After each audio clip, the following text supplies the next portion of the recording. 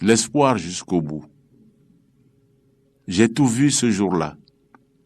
Les éclairs dans le ciel, armés par les tyrans d'explosifs et de foudre. Les éclats de l'espoir frappés à l'arme lourde.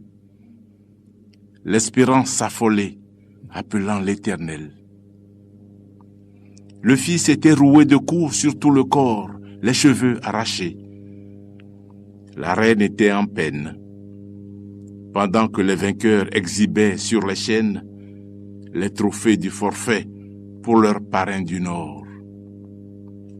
Et ce grand clerc réduit au petit caleçon qui baignait dans son sang, mais a su rester digne sous les crocs acérés et ces photos indignes qui circulent encore en images et sons.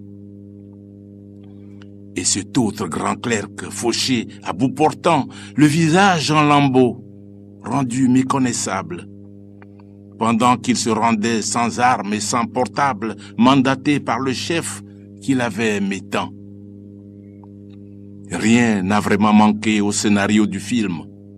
Les coups, le sang, la mort, le viol de l'innocence, les rires des méchants profitant du silence des bons samaritains indifférents au crime. Rien n'a vraiment manqué au curieux feuilleton, retournement de veste appelé allégeance, confession bidon et renversement d'alliance, jubilation et gloire au tout nouveau patron. Puis-je continuer sans provoquer les larmes de ceux qui l'ont vécu? Beaucoup sont en exil.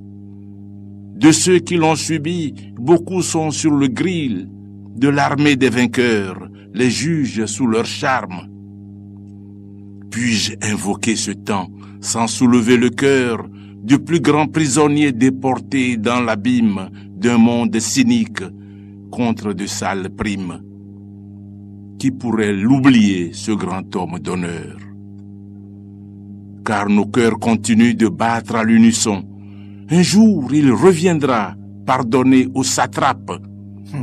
Regardez les bourreaux, leur passé les rattrape, même s'ils ont quitté la case rébellion. On voit sur eux le nord se fermer tout d'un coup. Ils n'y trouveront plus une nouvelle base pour chasser l'espérance au fin fond de la nasse. La peur change de camp et les prend par le cou. L'homme s'est écrié, on ira jusqu'au bout. Je revois le passé. L'espérance était lasse. Le sang coulait à flot. L'avenir dans l'impasse.